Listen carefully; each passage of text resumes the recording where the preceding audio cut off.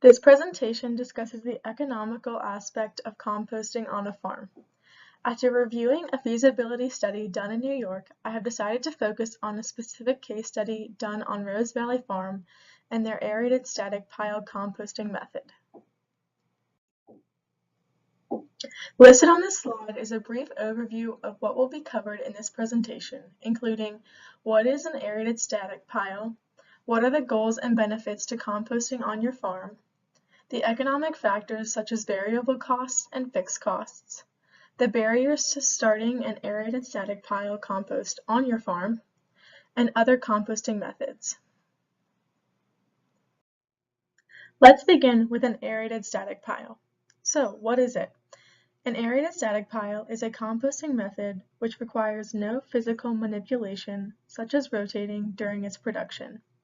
As you see in the photo to the right, there are pipes that run under the composting pile to push air up into it, so there is no labor needed to rotate the pile. The goal is to create a compost with minimum labor that can be sold for additional profit or to be used for fertilizers on the farm to create richer soils. Some benefits to using compost on the farm include weed and disease suppression without the use of synthetic chemicals. It improves long-term nutrient availability to crops, and it's overall cheaper than spending money on chemical fertilizers and pesticides. Land-applying compost is especially beneficial to Rose Valley Farms since it's an organic farm and can't use commercial fertilizers and pesticides. Additionally, compost is more natural fertilizer than a chemical fertilizer would be, therefore it's better for the environment. This diagram shows Rose Valley Farms' variable costs to their composting production. Variable costs are costs per unit that vary depending on the scale of your operation. In other words, these costs differ on how big you go and what equipment or materials you're using. Rose Valley Farms spent a total of $9 on hay and $25 total on 30 tons of liquid chicken manure. They also collected wood chips and lakeweed for their compost for no charge. However, those items did have transportation costs that were not specified in this case study. The farm collected horse manure for free, but there was a transportation cost of $10 per hour using their own manure spreader. Additionally, they received free sheep manure from the neighbor's farm. However, they borrowed their manure spreader, but the cost per hour of their manure spreader was unknown. The neighbor's spreader is assumed to be around the same price as the other spreader. Rose Valley Farms also used a portion of their land, approximately 6 cubic yards, to grow timothy and alfalfa for their compost. A flail chopper was used at $15 an hour to harvest the greens. These are all variable costs for the production of the compost, and as stated earlier, they may vary. The total transportation costs will vary depending on how far you must travel to obtain the materials you need. In this case, Rose Valley Farms only traveled a mile down the road to collect these goods. Therefore, their total transportation costs were not too high. Next, we will look at the fixed costs that are needed for a composting operation. Fixed costs are things such as structures and machinery that must be used. Their prices are fixed because no matter how big or small your operation, the price of the machinery you will need will not be different. On this slide, I have presented photos of all the equipment necessary for composting. In particular, Rose Valley Farms needed a manure spreader, a dump bed, 2 tractors, a front end loader, a flail chopper, modified spreader, a self-unloading forage wagon, a disc, and a temperature probe for lab analysis. Additionally, Rose Valley Farm needed to put in a road going directly to the composting site. In this case, the local government paid for the limestone road because the farm had a deal to compost certain county waste. However, not all governments will do this, and you may have to pay for the road bedding. The cost will depend on what material you use, such as gravel, limestone, dirt, or asphalt. There was a lack of information on how much money Rose Valley spent on building the actual composting site, but it is estimated to be around $2,000 to $5,000.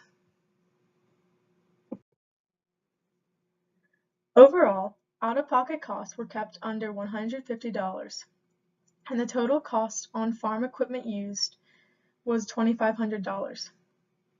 Almost all equipment was used when purchased.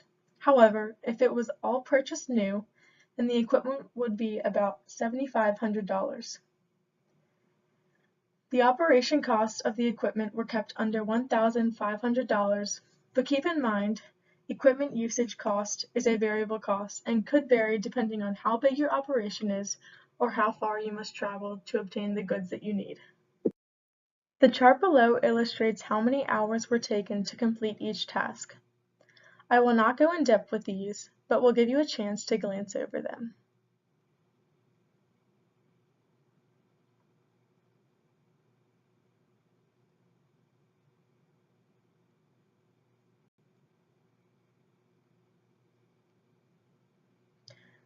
The sum of labor overall added up to about 2 weeks.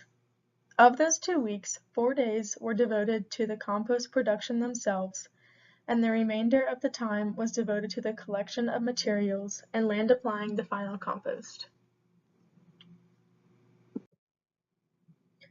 So now that we've seen all the money spent on composting, does Rose Valley actually make any profit off of it? Or what other beneficial factors are there to composting? In this specific case study, Rose Valley composted for its own benefit and did not sell its compost for additional profit. However, not all farms will do this. Some farms will sell compost in bulk or in bags in order to increase their profit, which is an option any farmer should consider before they begin composting. Rose Valley Farm land applied all their compost on their crops to use it as fertilizer and increase soil productivity, and to use as side dress.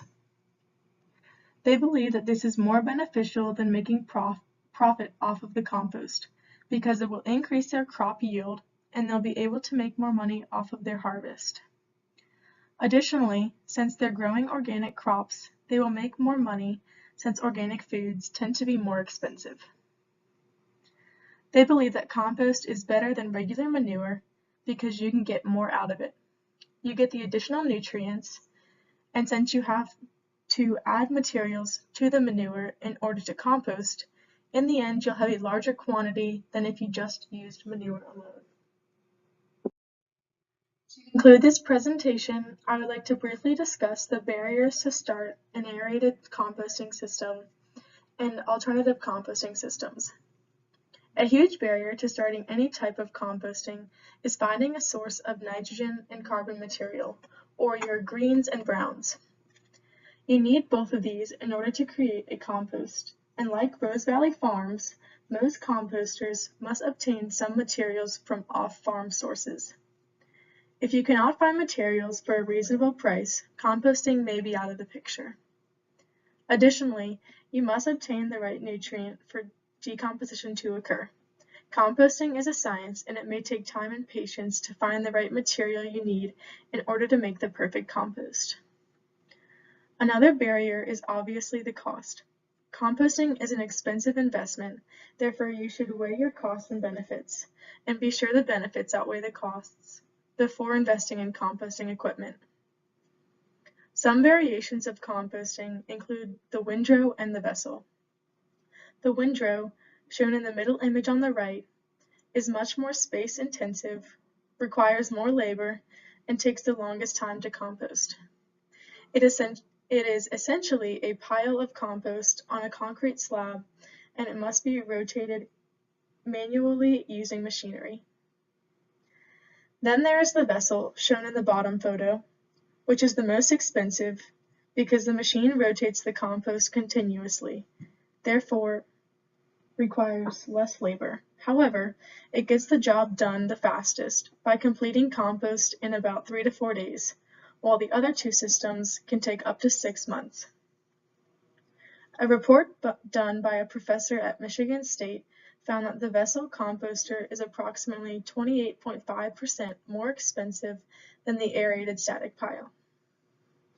So as you can see, there are benefits to each of these systems, some being faster, some being slower, some being more expensive or cheaper. Whatever composting method you choose, you should come down to three things. Which will make you the most profit? How much time do you have to dedicate to composting? And finally, which method do you prefer the most? It's important that you're doing something that's easier for you and that you enjoy, so you will be encouraged to continue doing it. I hope you found this presentation helpful and that it gave you an idea of some considerations to take into before composting.